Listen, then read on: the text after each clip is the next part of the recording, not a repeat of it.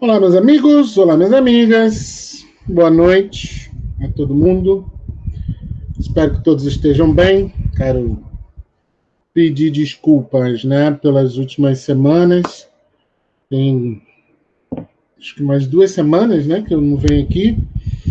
Mas é porque já variavelmente acaba acontecendo um bocado de coisa aqui na vida da gente e você ficar atrapalhado, ficar correndo aí, ainda prepara a aula específica para vocês, isso dá um pouquinho de trabalho e às vezes eu me enrolo um pouco. E aí, eu já falei, eu estou com a minha mãe aqui em casa, então, e ela está num processo de mudança, e eu estou ajudando nesse processo, para que ela está saindo da casa dela em Milópolis, para vir aqui perto da minha casa, bora. Mas hoje estamos aqui. E aí eu quero continuar o assunto que a gente tinha iniciado, que a gente estava falando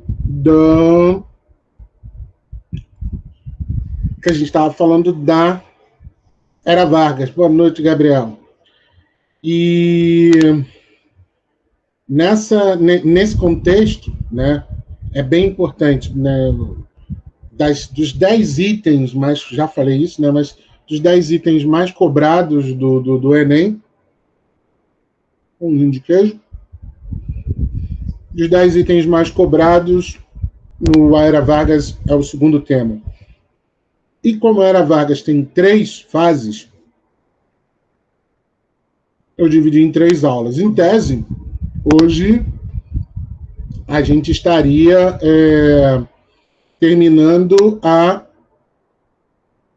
terceira aula, mas por conta dessas minhas faltas não foi possível. Então, eu hoje vou falar da segunda fase, que é o governo constitucional do Vargas, que começa em 34 e deveria ir até 38, mas ele vai até 37, que é exatamente o momento onde ocorre o chamado Estado Novo, o golpe que o Vargas deu, há que se dizer agora, no momento em que o Estado Novo, o golpe é dado, ninguém vê como golpe. Isso é um estudo que foi feito depois. Por quê? A gente vou mostrar aqui. Algumas evidências mostraram que o Vargas montou uma farsa acusando elementos comunistas, de política comunista, e que eles queriam atacar o país, etc. Ele revela um plano. Anos depois, descobre-se que esse plano era falso, que foi o capitão Olímpio Mourão que escreveu isso com a ajuda de outras pessoas, e foi como é que eu vou dizer, o pretexto para o Vargas dar esse golpe. E outra coisa importante, que é o seguinte... peraí. E outra coisa que é importante que a gente fale, por que a importância do Vargas? Por que se estuda tanto o Vargas? Por que ele ainda é esse ícone, para a gente estudar a história, e esse ícone para a gente que é revisitado? A gente tem que levar em consideração que, por exemplo, a gente está em 2020, a carreira do Vargas começa, a carreira política, a ascensão política dele começa há 100 anos atrás, porque a partir dos anos 20 no Brasil, a gente vai começar a ter uma série de revoltas, que depois isso até muda aqui,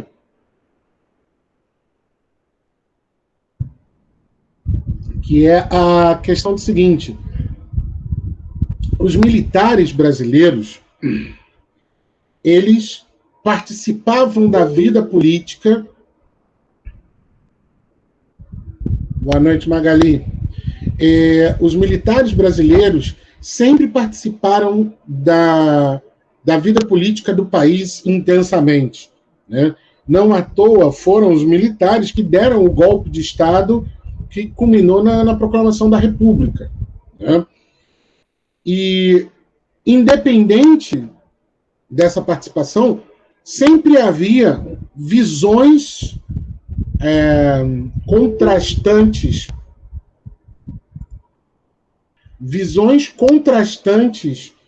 ideologicamente falando, tá certo? Você tinha elementos que, vamos pegar nos termos de hoje, você tinha direitos, sujeitos que podiam ser identificados com uma corrente política de direita ou uma política de esquerda. Você tinha comunistas dentro do Exército. E a partir justamente da Era Vargas, né, a partir do Estado Novo, é que o Exército começa a definir um viés ideológico e começa a afastar, ou pelo menos abafar, elementos que tenham visões políticas muito distantes do pragmatismo militar. Então, mais uma vez, né, trazendo para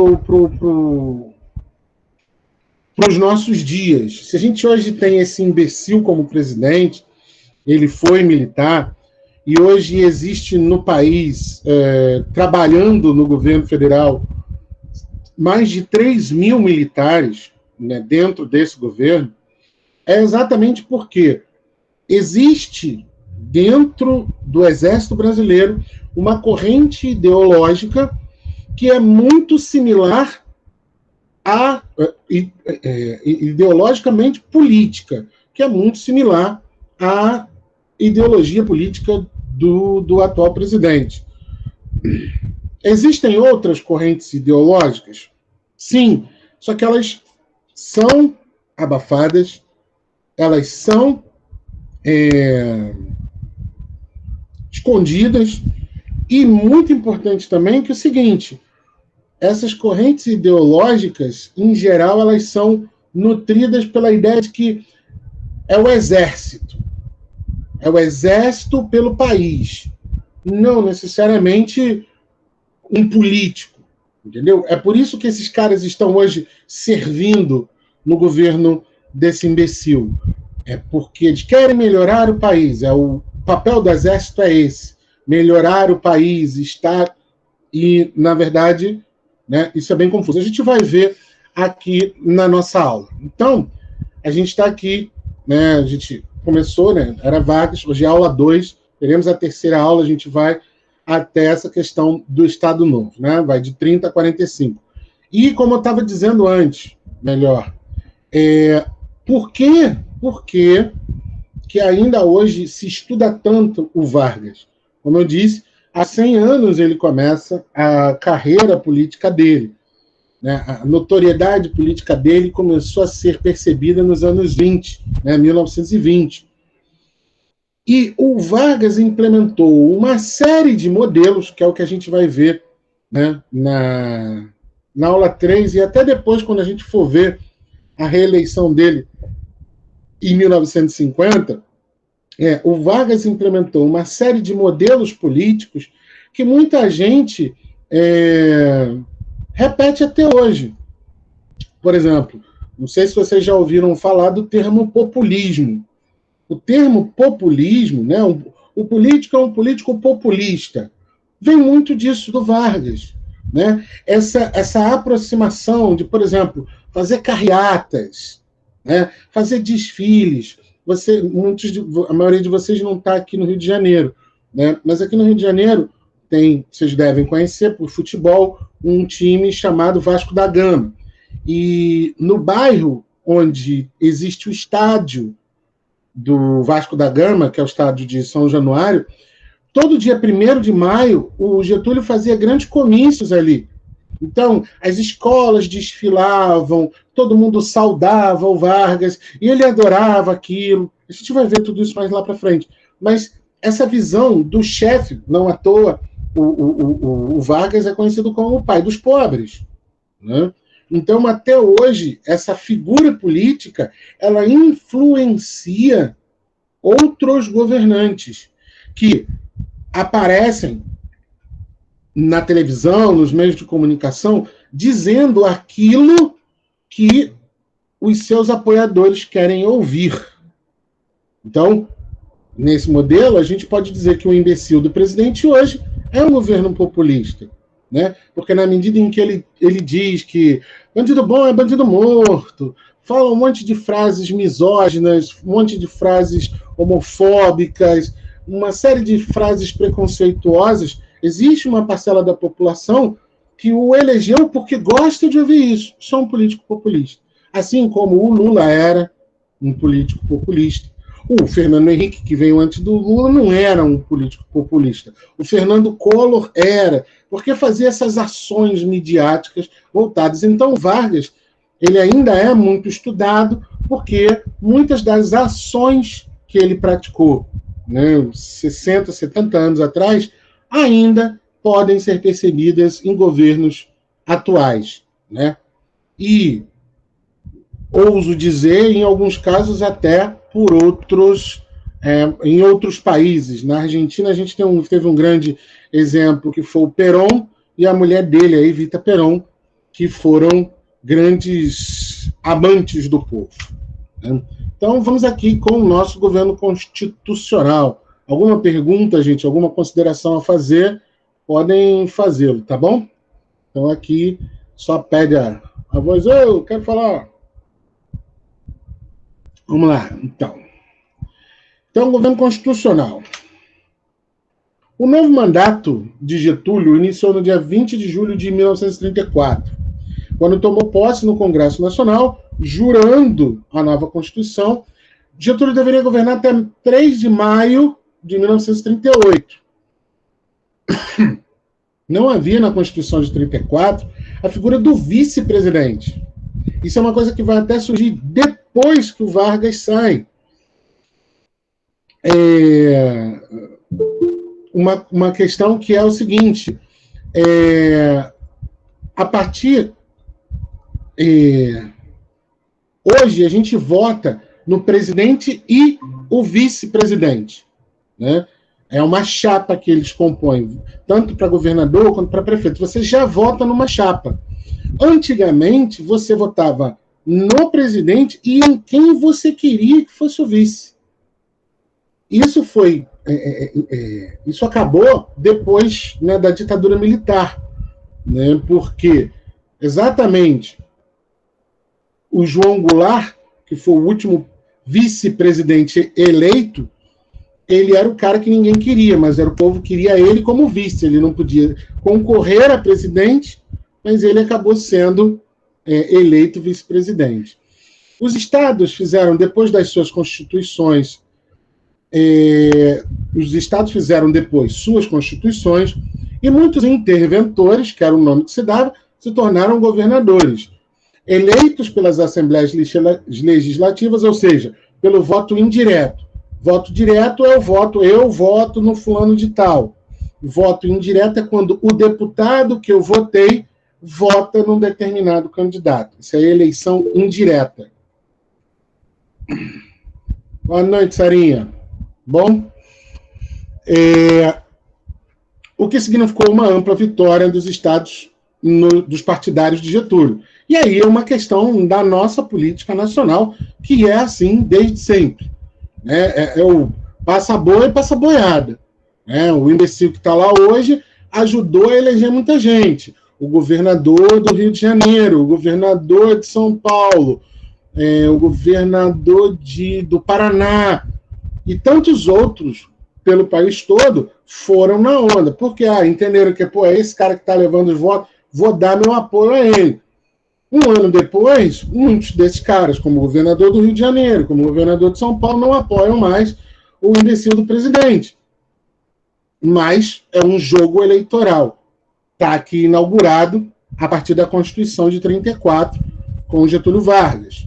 Vejam a importância do porquê que se estuda. Não é se estuda o passado.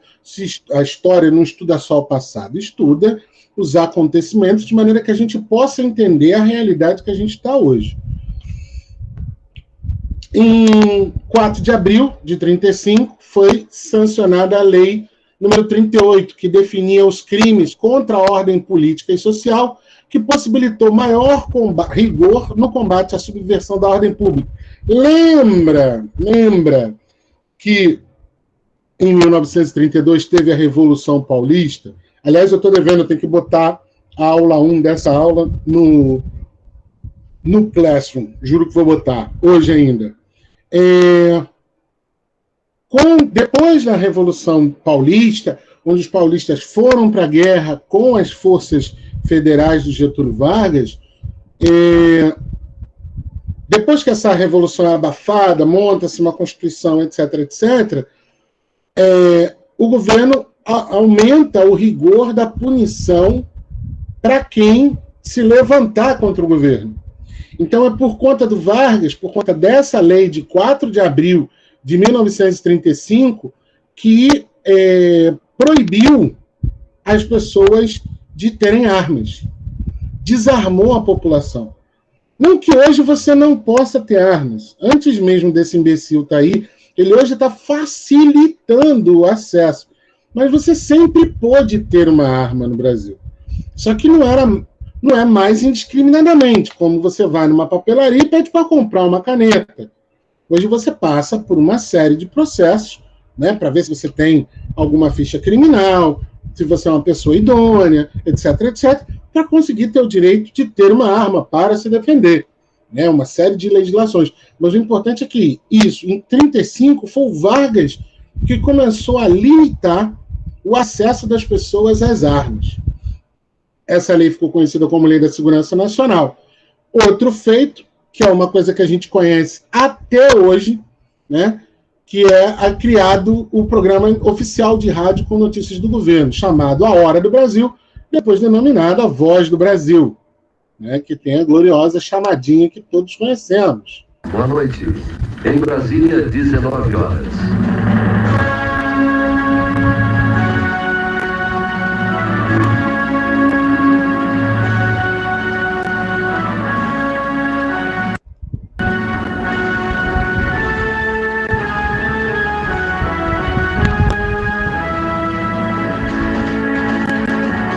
Esses são os destaques da edição de hoje da Voz do Brasil.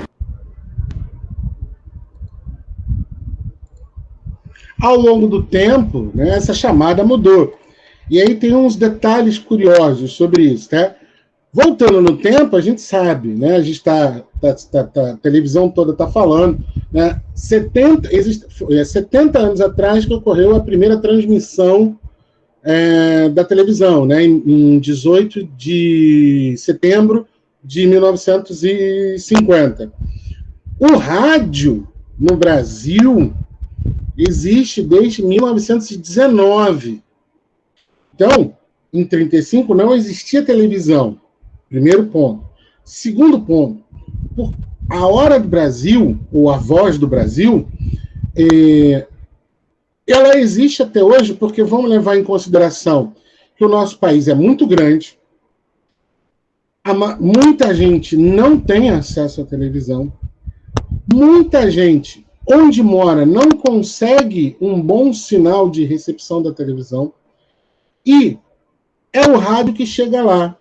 E o rádio, através do programa Voz do Brasil, é o único programa que informa a essas pessoas as ações dos seus representantes políticos. Né? São elas, agora, a partir dessas transmissões de rádio é que as pessoas tomam conhecimento.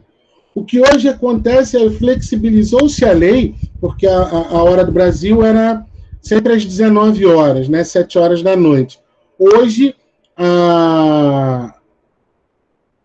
a Voz do Brasil, ela transmite a hora que a rádio quer, mas tem que ser durante o dia, entendeu? Por exemplo, o programa das 19, Os programas das 19 horas, ele não pode ser transmitido 1h da manhã do dia seguinte, né? Tem que ser dentro desse dia. Sim, Sara, o programa é o que informava fora da cidade do interior. Isso é bem importante. A gente tem aqui muita gente, a Sara mora, né, no interior da Bahia, o Fabrício também mora no interior da Paraíba. A gente que mora na cidade, nos grandes centros, como São Paulo, Rio de Janeiro, Cafundó do Júlio, São Paulo, Rio de Janeiro, a gente fica achando, né? Tem gente que acha que tudo gira em torno dessas cidades. E não é bem assim. Né? Não é bem assim. O Brasil é muito grande, ele é muito diferenciado, saindo dessas cidades, para começo de conversa. Entendeu?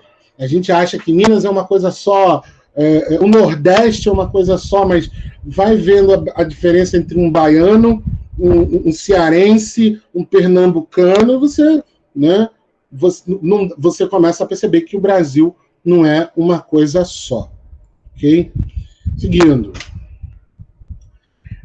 Outra coisa importante desse período, né, desse período chamado governo constitucional, entre 34 e 37, vai ocorrer uma radicalização político-ideológica. Para a gente dar um contexto geral, tá? A gente está falando de 1934, 1935. No outro lado do Oceano Atlântico, num paísinho bosta conhecido como Alemanha, já estava crescendo naquele país, e também num outro país chamado Itália, movimentos nacionalistas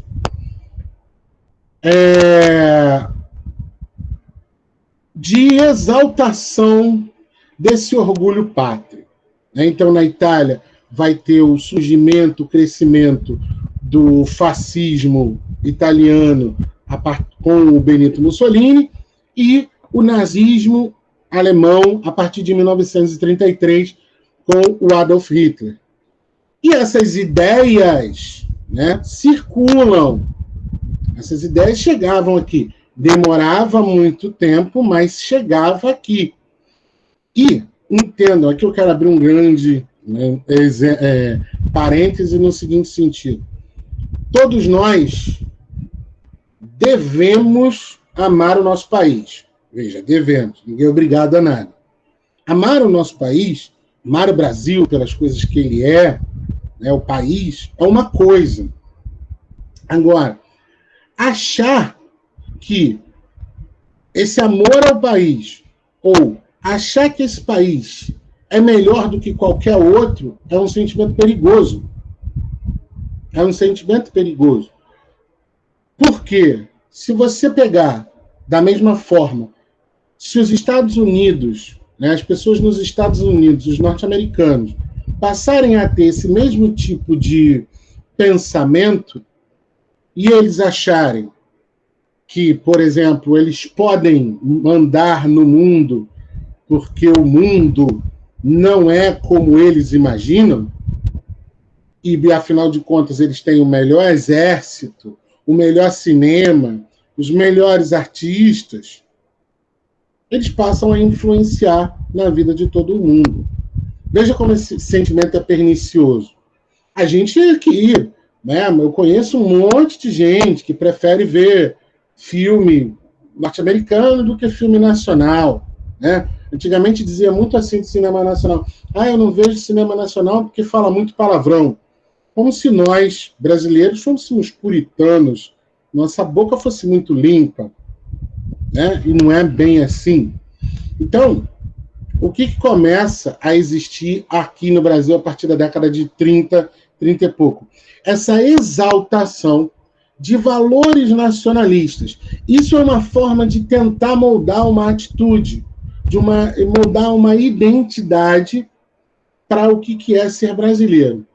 Nesse período do governo de Getúlio, cresceu muito a radicalização político-ideológica no Brasil, especialmente entre a ação integralista brasileira, ou chamado, né, os integralistas de inspiração fascista, liderada por Plínio Salgado, e a Aliança Nacional Libertadora, movimento dominado pelo Partido Comunista do Brasil, que era pró-União Soviética.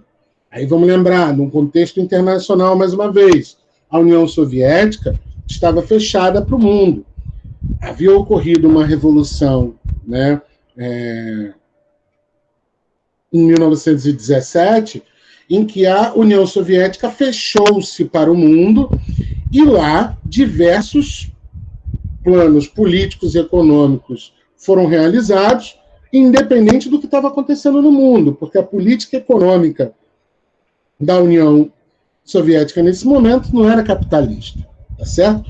E as pessoas começavam a divulgar a ideia dessa revolução comunista, né, dessa revolução bolchevique, ou dessa revolução proletária, porque, afinal de contas, a União Soviética havia acabado com o capitalismo. A gente já falou muito sobre as questões do que é melhor, ser capitalista, comunista, socialista, etc, etc. Então, você vai ter no país a mesma radicalização de pensamentos que a gente está tendo hoje, aqui no nosso. Né? Quando o cara fica falando lá, você é gado do Bolsonaro, aí o outro, você é um petralha, é um esquerdopata, você é um bolsominion. É basicamente isso.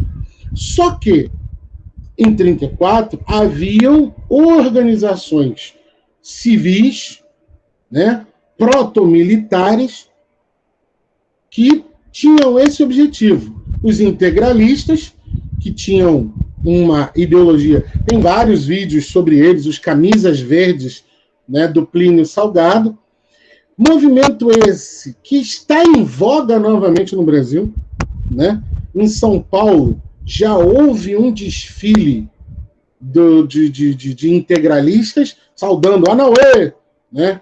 Que utilizando aquela letra sigma, né? De soma, né? Anauê é uma frase em tupi. E, da mesma forma, a Aliança Nacional Libertadora de cunho comunista. Só um detalhe, muito cuidado, tá? ANL, tá? Aliança Nacional Libertadora, ANL. Em 64, durante a ditadura militar, vai surgir no Brasil a ALN, que é a Aliança Libertadora Nacional. Muito cuidado, gente. É só uma troquinha de letra, bem safada, que o cara pode colocar no texto, né? Não, porque a ANL, ou então, porque não sei o que, a ALN, aí você tem que saber que a ANL, a Aliança Nacional Libertadora, está se referindo ao Getúlio. A ALN está se referindo ao período da ditadura no Brasil. Tá? Detalhezinho. E aí, é bem importante que se fale isso, tá? A gente já abordou isso aqui. Há no nosso país um medo que eu até entendo, né? Um medo muito grande da ascensão comunista. Eu entendo, eu não aceito. Eu entendo por quê? Porque o cara acha que se o nosso país virar um país comunista, ele vai perder tudo que é dele, que ele lutou para conseguir, etc, etc. É um medo compreensível? É um medo compreensível. Né? Mas não é bem assim que as coisas se dão. Né? Não é, eu vou sair tomando tudo que é de todos. Não é assim que ocorre uma revolução comunista. Mas o medo que existe de que isso ocorra no país é muito grande. Porque o cara vai tomar meu telefone e agora todo mundo vai poder usar meu telefone? Não, cara. Você está pensando muito pequeno. Não é bem por aí. Não é bem por aí. Começa a dividir-se riquezas. Não é pouca coisa, né? Dentro de uma revolução proletária, a gente divide riqueza, a gente não divide migalha. Né? Então, no país que a gente vive, sempre houve esse medo sobre uma revolta comunista. E aí inventa-se. Aí eu tenho uma máxima que eu acho bacana pra caramba, que é, no país, a gente precisa sempre de um inimigo. Para pensar, na nossa vida, independente de política, já pensou que a gente precisa sempre de um inimigo para culpar? A gente precisa sempre de algum bode expiatório? Eu não sei como é que é vocês, mas se a gente está fazendo uma coisa que demanda concentração, aí se de repente o cachorro brincando, o cachorro passando perto de você, te dá um toquinho, e você erra, rabisca, não sei o quê, você culpa o cachorro. Ah, mas o cachorro esbarrou. Mas se o cachorro só latiu, aí você... A gente precisa sempre de um inimigo, de uma coisa, de um bode expiatório, para culpar aquilo que a gente faz de errado. Então, hoje, no nosso país, a gente tem isso. Não, porque é tudo culpa do PT, foi tudo por conta da corrupção, etc, etc, etc, etc. Será? Entendeu? Até quem critica esse sujeito que está aí na presidência, tem muita crítica a ser feita, tem, mas a gente vai sempre arrumar um inimigo. A gente nunca vai botar a mão na obra, né? A gente nunca vai fazer as coisas através da gente. A gente está sempre delegando a um político qualquer. O fechamento da ANL, da Aliança Nacional Libertadora, através do decreto de 11 de julho de 1935, determinado por Getúlio Vargas, bem como a prisão de alguns dos partidários, precipitaram as conspirações que levaram à intentona comunista de 24 de novembro de 1935, no Nordeste do Brasil, e a 27 de novembro de 1935, na capital federal do Rio de Janeiro. Até esse nome aqui, né, intentona comunista, isso é um nome dado depois do fato, né, dado depois do ocorrido. Intentona é uma intenção louca, né, uma intenção maluca. Os caras tentaram, em novembro de 1935, dar um golpe no Getúlio para assumir o comando do país. Essa intentona tinha um viés, uma aspiração comunista. Entenda, não se trata de dizer quem está certo ou quem está errado. Acontece que no nosso país, o tempo todo, a gente está posto com grupos rivais. Não se agrada 100% das pessoas. Agrada-se alguns, outros não. Então, vão ter grupos que vão entrar em choque, né? E grupos que vão tentar tomar o poder. O nome disso é golpe.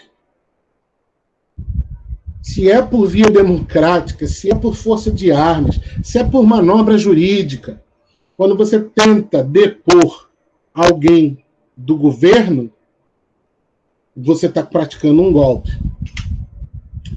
A partir da intentona comunista, foram decretados várias vezes o estado de sítio e o estado de guerra no país. Getúlio Vargas, assim como endurecidas as leis que visavam combater a subversão, se subverter, se levantar.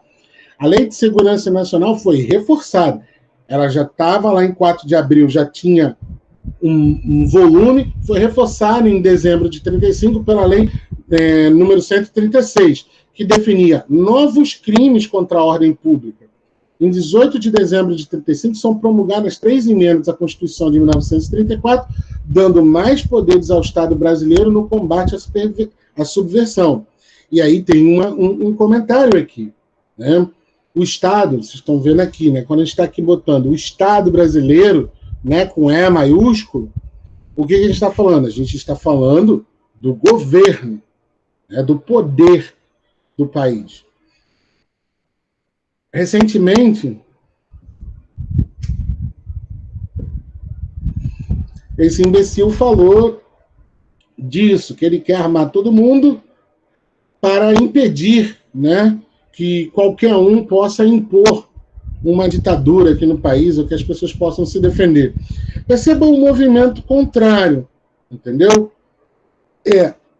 O Vargas tirou as armas para que ninguém pudesse se levantar contra o governo. O imbecil, ele quer dar armas para que nenhum governo possa prender a população. Tanto nesse extremo quanto nesse extremo estão os dois errados. Você tirar o direito da pessoa ter arma, você dar muita arma para que essas pessoas se defendam. Ou seja, o Estado nunca vai ficar seguro nesse modelo, as pessoas nunca ficarão seguras. Só que a gente nunca tem um modelo que é meio, né, que é equilíbrio, é sempre extremado. Seguindo, em janeiro de 1936, é sancionada a Lei 192, visando limitar o poderio militar dos estados, subordinando as polícias militares ao Exército Brasileiro, limitando os efetivos e proibindo-as de possuírem artilharia, aviação e carro de combate. Esse armamento pesado que as polícias estaduais possuíam foi entregue ao Exército Brasileiro. Foi criado em 11 de setembro de 1936 pela Lei 244, um tribunal especial para julgar os revolucionários da intentona comunista, chamado Tribunal de Segurança Nacional. Cresceu muito nesse período a instabilidade política no Brasil. Tudo isso levou Getúlio, com amplo apoio dos militares, a implantar o Estado Novo. Mas deixa eu só voltar nessa primeira parte aqui. Hoje, veja aí, hoje a gente tem um amplo debate que ocorre na política brasileira da desmilitarização da polícia militar. As pessoas confundem ou falam merda, dizendo que querem acabar com a polícia militar. E não é verdade. Veja aqui, desde 1936, a polícia está submetida ao Exército. Deixa eu apagar isso aqui que está me atrapalhando.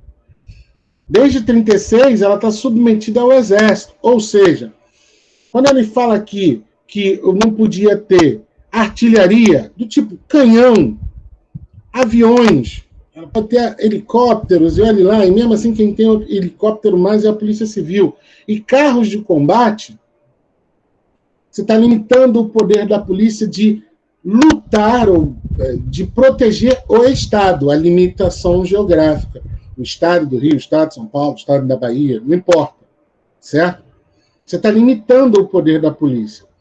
E, com um detalhe importante, se existe uma militarização, existe uma hierarquia de poder. Então, reclamação sobe. Se ela vai ser atendida ou não, são outras coisas. Ou seja, do que adianta um soldado reclamar com um soldado? Os dois vão ficar putos ao mesmo tempo, eu não vou resolver nada. A gente reclama com o cabo, que reclama com o sargento, que reclama com o tenente, que reclama com o capitão. Ela vai tentando subir. Só que é o seguinte, esse soldado ele não pode se manifestar, porque ele não é oficial, né? Ele não tem autonomia. E outra, todo e qualquer julgamento, toda e qualquer resolução de problemas, sejam criados pela Polícia Militar ou pelo Exército, não são julgados pela Justiça Comum, são julgados por uma Justiça Militar. Então, eu e você, que não fazemos parte desse corpo de militares, pouco ou nada ficamos sabendo do que foi resolvido. Então, a gente vê aí policiais, militares que praticam crimes, que matam pessoas, a gente não fica sabendo desses casos, a menos que o cara seja expulso da corporação. E isso é muito difícil, certo? Mas aí, voltando, toda essa radicalização, veja, é um período tumultuado. Quando você bota para pensar que o Vargas chega em 1930 ao poder, em 1932 ele encara a revolta dos paulistas, em 1935 a revolta dos comunistas, e é esse clima de agitação, de gente contra o governo, a favor do governo, num país com uma política ainda muito jovem, né? Porque, afinal de contas, você tinha aí 49 anos de república, né, em 1930, as instituições democráticas, parlamento, né, o Congresso Nacional, a Justiça, né, o Superior Tribunal de Justiça, nada disso estava muito bem desenvolvido, né? E a gente ainda não tinha toda essa integração que nós temos hoje. Então, o Vargas vai procurar amenizar, né, esses problemas que vão se avolumar durante o governo dele. E aí ele cria, né, um plano, né, que é muito falso. Antes de existir fake news, já existia o plano Cohen, né? Então, o Vargas ele vai inventar uma mentira para se justificar no poder, para mostrar o porquê que é necessário ele continuar no poder. Em 30 de setembro de 1937, ou seja, amanhã completar-se-á 73 anos, enquanto eram aguardadas as eleições presidenciais para janeiro de 1938, lembra, o Vargas ia governar só até maio de 38, e as eleições iam ser em janeiro. Ambos apoiadores da Revolução de 30, e por Plínio Salgado, foi denunciada pelo governo de Getúlio a existência de um suposto plano comunista para a tomada do poder. Olha eles aí de novo. Gente, vamos pensar, raciocinar direitinho. Há 90 anos, esses malditos comunistas querem acabar com o nosso país. E eles já tentaram de tudo e não conseguiram. Por que será? Será porque eles efetivamente não existem? Ou será que é porque a gente precisa ficar inventando um bicho papão para a gente justificar as merdas que faz? Isso é importante. Esse plano ficou conhecido como Plano Cohen. Foi posteriormente acusado de ter forjado tal plano um adepto do integralismo, o capitão Olímpio Mourão Filho, o mesmo que daria início ao golpe de Estado no Brasil de 64. Ou seja, o miserável, 30 anos depois, ele ajudou a dar um golpe, no caso, apoiando Getúlio. 30 anos depois, ele arquiteta mais um golpe de Estado. Boa gente, né? E o problema são os comunistas e não os militares. Alguma pergunta, gente? Tô indo, hein? Tô indo. E aí, ó, a cara do sujeito. Cara desse velho. O Plano Cohen foi uma conspiração elaborada por militares brasileiros com a intenção de simular uma revolução judaico-comunista no Brasil. Olha a zorra. Uma revolução de judeus e comunistas no Brasil. Embora tratasse de situações hipotéticas, o plano foi falsamente atribuído à Internacional Comunista, né, que é a organização da União Soviética que procurava, né, implantar partidos comunistas ao redor do mundo, e usado como instrumento político para a implantação de um regime ditatorial contra-revolucionário no Brasil, o chamado Estado Novo. E aí é impossível eu não lembrar da mamadeira de piroca. E desculpa pelo meu francês, mas é isso. As fake news que foram inventadas e que são inventadas o tempo todo, atualmente, tem esse mesmo intuito. Agora vocês conversem aqui comigo. Pensem aqui comigo. Nós, eu, vocês estão aqui conversando comigo, tendo aula comigo de história. Tá bom, eu tenho lá uma certa visão política, externo essa visão política para vocês. Vocês têm a de vocês. Mas a gente está aqui conversando. Mal ou bem, somos pessoas esclarecidas. Vocês estão aqui estudando para fazer uma prova. Agora vamos pensar numa pessoa que não tem o mesmo acesso à informação, Se eu digo aqui uma besteira, vocês aí imediatamente vão aqui no telefone de vocês e pesquisam. Já passei por muito isso dentro de sala de aula. Entende? Fiz uma afirmação na sala de aula, a aluna pegou o telefone. Não, professor, isso aí não está certo, não. Está certo isso assim, assim, assado. Eu falei, pô, errei. Obrigado pela correção. Agora, pensa no sujeito que não tem o acesso à informação que nós aqui temos. Acesso à internet ou até uma forma de pesquisar. Tu acha que alguém vai dizer assim, olha, se o governo tal vencer, sabe o que vai acontecer nas escolas? Eles vão dar essas mamadeiras de piroca para as crianças aprenderem a chupar piroca desde criança. Essa ideia, só de falar isso, eu fico assim, mano, como é que alguém conseguiu elaborar isso na cabeça? Mas as pessoas acreditaram nisso. As pessoas subverteram a ordem das coisas, a ordem dos... Tem sempre um morão para estragar as coisas. As pessoas subverteram a ordem de algumas coisas e estão inventando. E nada se prova. Eu não sei se vocês lembram, há pouco tempo atrás, esse governo elaborou uma notícia falsa dizendo que um dos responsáveis pela queimada na Amazônia era o Leonardo DiCaprio e usou uma foto dele no filme Era Uma Vez em Hollywood, que é do Quentin Tarantino, em que ele utiliza um lança-chamas. E as pessoas acreditaram nisso.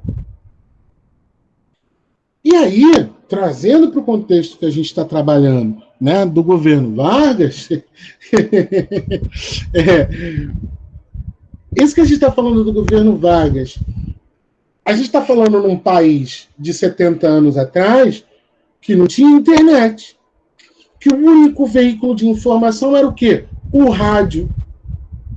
E que o rádio, naquele momento, não tinha o alcance que o rádio teve depois. 20 anos depois, por exemplo, né, as ondas do rádio não chegavam. Muita gente comprou essa do DiCaprio. Não tem, sabe?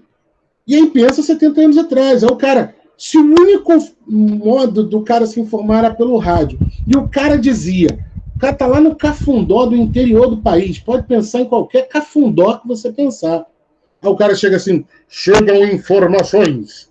O governo federal identificou um plano comunista que pretendia matar, sequestrar e acabar com o governo do presidente Getúlio Vargas. O cara que passou o dia inteiro na roça, na lida, trabalhando, ele está em casa cansado. Ele toma uma notícia dessa e fala assim, meu, e agora? Vão matar o presidente. O que a gente vai fazer? Mas esses comunistas, ele nem sabe o que é comunista, gente. Quando a gente para pensar, eu vou dar um outro exemplo triste, mas é real. A gente está aqui, em alguns casos, porque é da nossa cultura brasileira, fazer meme, piada com a alta do preço do arroz. Existem 10 milhões de pessoas que não comem durante um dia. É um fato.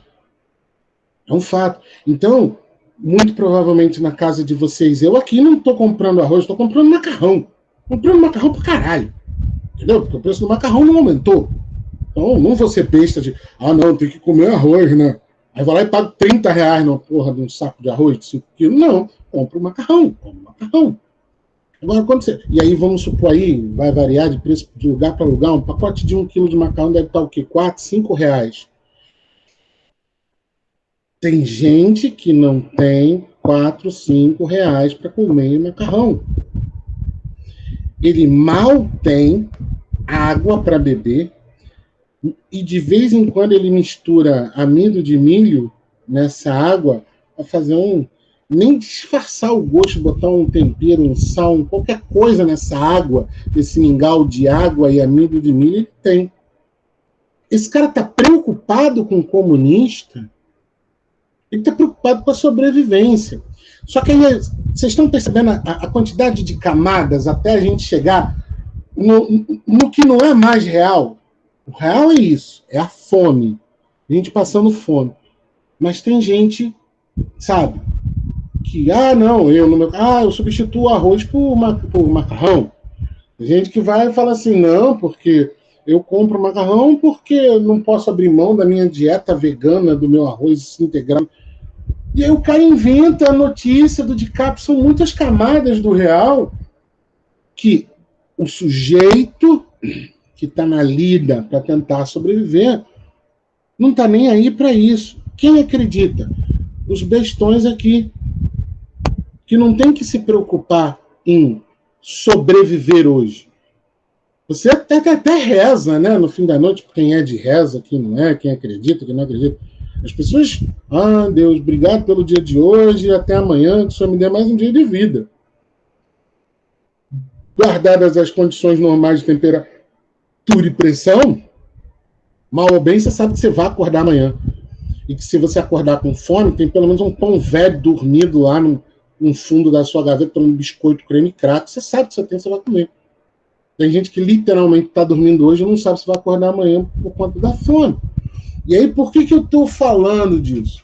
Porque os governos inventam, é o que a gente está falando aqui, inventam mentiras para perpetuarem-se no poder. O plano foi elaborado pelo capitão do Exército Olímpio Mourão Filho, na época chefe do Estado-Maior da milícia da Ação Integralista Brasileira. Ele já era capitão do Exército e ele comandava uma milícia, ou seja, um exército à parte do exército.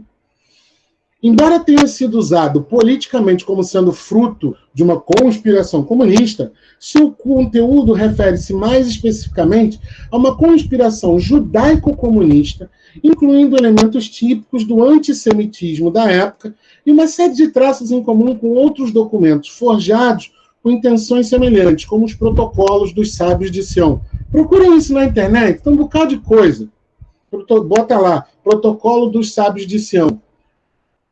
Sem defender nem atacar os judeus, na minha opinião, os judeus, o povo que nasce lá na Bíblia, um monte de pastorzinho, que acredita numa terra prometida que Deus deu para ele, né? Os judeus, eles são perseguidos há milênios.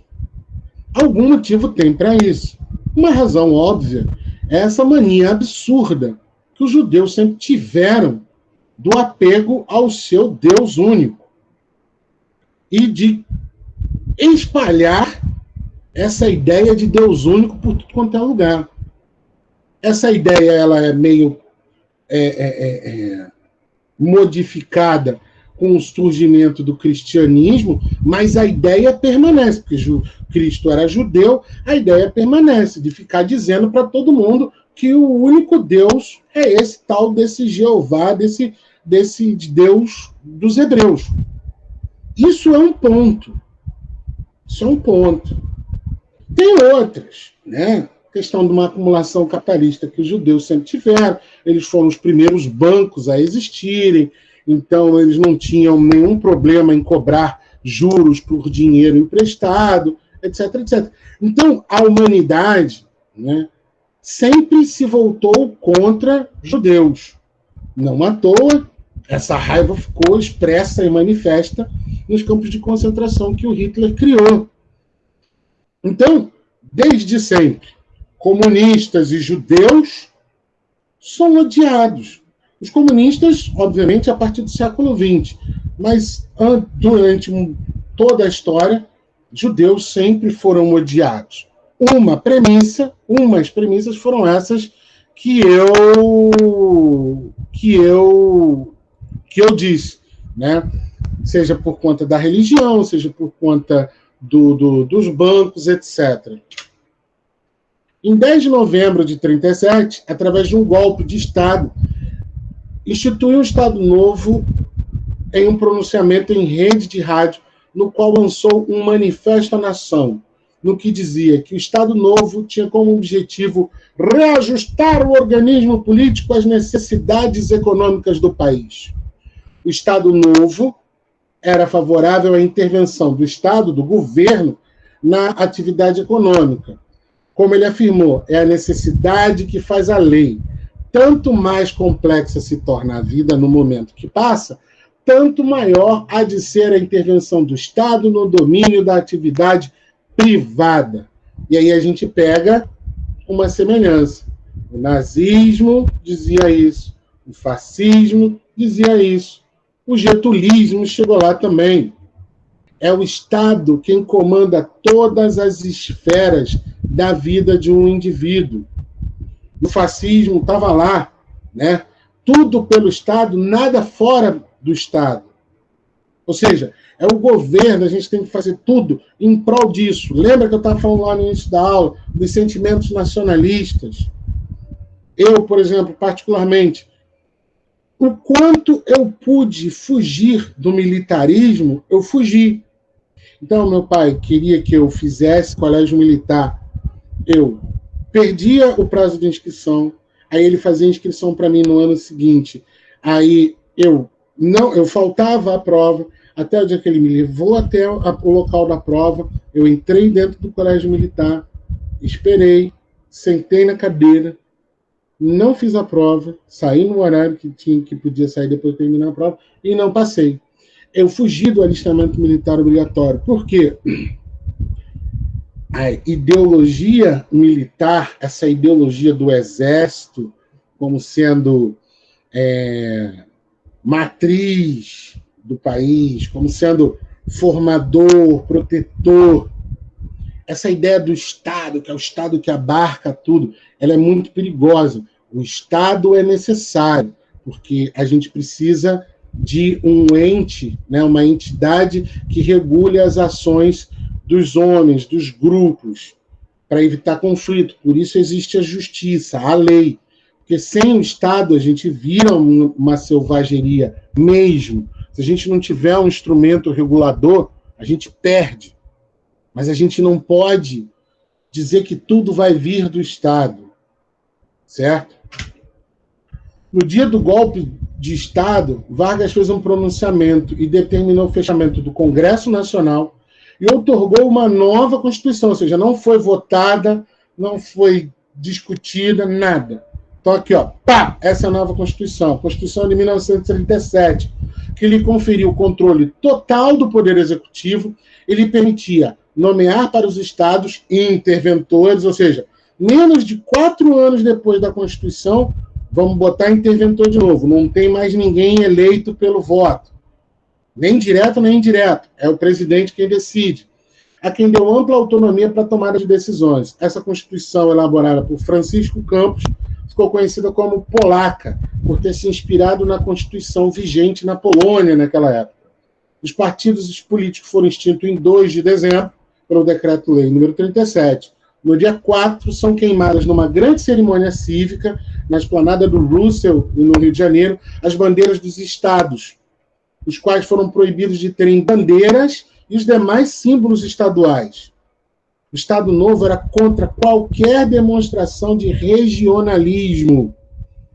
Lembra que eu falei que o cara que está aqui no Rio de Janeiro acha que as coisas que acontecem aqui acontecem em tudo quanto é lugar?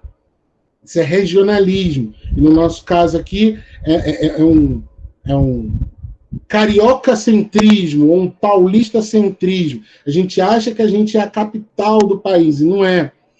E assim, Getúlio se expressou sobre este tema em 1939. Não temos mais problemas regionais. Todos os problemas são nacionais e interessam ao Brasil inteiro. Você acredita nisso? Ou seja, eu estou dizendo o seguinte, a gente sabe que no Nordeste existe geográfica, política e economicamente um problema da seca. A seca no Nordeste já podia ter acabado há muito tempo? Podia. Mas é porque ele é um problema particular de cada um dos 9 estados. Por que não há um interesse da União, do governo federal, em resolver abertamente? Primeiro de tudo, que a União teria que negociar com os 9 estados. E teria que negociar e barganhar com 9 estados.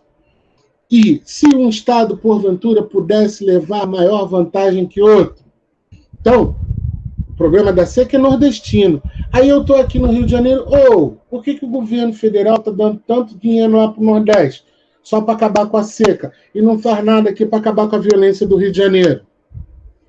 Regionalismos. Aí, não tem problema nenhum, não.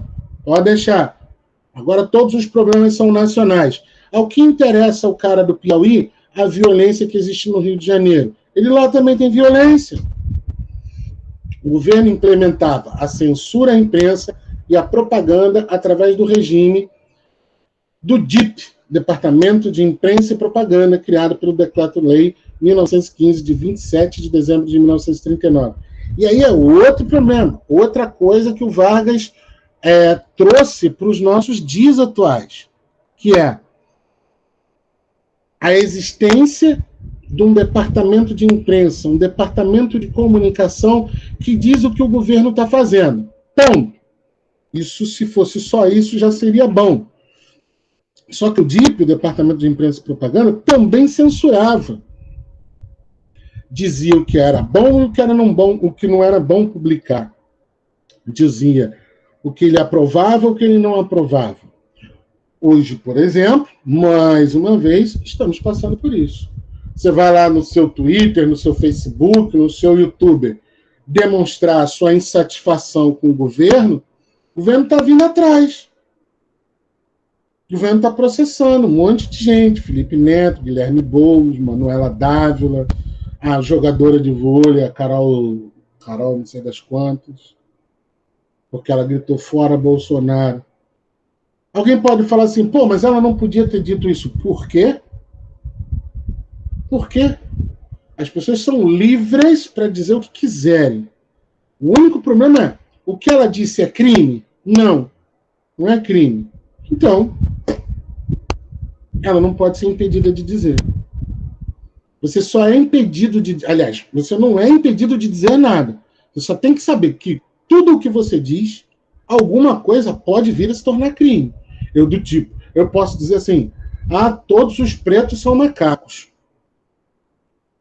Eu posso dizer isso? Posso. Só que essa frase é racista, ela é preconceituosa e ela cai dentro de uma legislação que pode me prender por até 5 anos de incitação ao racismo. Ok? Então, um departamento de propaganda que maquia, né, o que o governo faz, por exemplo, todo governo tem isso. Todo mundo tem uma máquina, né, de propaganda para dizer para a população o que ele tem feito. O Bolsonaro inaugurou obras de transposição do Rio São Francisco, mas não foi ele que iniciou essas obras. Ele, o Temer, a Dilma e o Lula inauguraram obras de transposição de São Francisco. Ele inaugurou uma obra aqui no Rio de Janeiro, que é uma alça que sai de uma ponte e entra numa outra autoestrada. Começou antes dele concorrer, a obra começou antes dele começar a concorrer à presidência. Eu vim aqui inaugurar a obra, fazer pose. Não, o presidente inaugurou a alça de apoio à Ponte Rio-Niterói. Entendeu? Tá bem? Eu esqueci, eu não botei o... aqui, ó. Faltava um trecho que eu estava falando lá do plano Cohen. Os reféns, né? Parte 18. No plano deverão figurar, como já foi dito atrás, os homens a serem eliminados e o pessoal encarregado dessa missão. Todavia, tão importantes quanto estes serão os reféns, que em caso de fracasso parcial, servirão para colocar em choque as autoridades. Serão reféns os ministros de Estado, presidente do Supremo Tribunal e os presidentes da Câmara e do Senado, bem como nas demais cidades, 2 ou 3 autoridades ou pessoas gradas, né, grandes, né, de ascensão. O cara vai e descobre isso. Descobriu como? Ninguém disse isso. Foi só um pronunciamento, né, do trecho desse plano Cohen. Descobrimos um plano, né, comunista, não sei o quê, para dominar o país e, no fim, as pessoas acreditaram. Certo? Perguntas, considerações, críticas. Como é que vocês estão?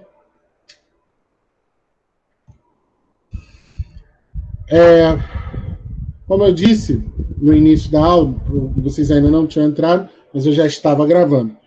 Hoje ainda eu vou botar essa e a outra. Eu tinha esquecido de ter colocado a primeira aula, tá certo? No Classroom não tinha, então tem lá a parte 1, que fala do governo, né, provisório, de 30 a 34. Hoje estou colocando a de 34 a 37, que é o governo constitucional. Na próxima terça, a gente está aqui junto de novo, fazendo o Estado Novo. E aí eu quero acreditar, deixa eu ver aqui no calendário, isso aí. Então, dia 6 vem a última parte, e aí vamos ver se em outubro a gente senta um pouquinho em exercício, corrigindo muita questão. Tá certo, meus queridos? Um abraço, um beijo, um queijo. Fiquem bem, se cuidem, estudem. Qualquer coisa eu estou de olho em vocês. Como eu disse no início da aula, não sei se vocês ouviram, mas estou tendo alguns problemas, estou num processo de mudança com a minha mãe, mas isso já acabou, já está resolvido. Vamos continuar nossas aulas às terças-feiras, por volta de 7, 7h30, tá bom? Não abandonei ninguém, não. A gente segue firme nesse projeto. Quero ver vocês aprovados em janeiro de 2021, tá ok? Um abraço, pessoal. Tudo de bom sempre.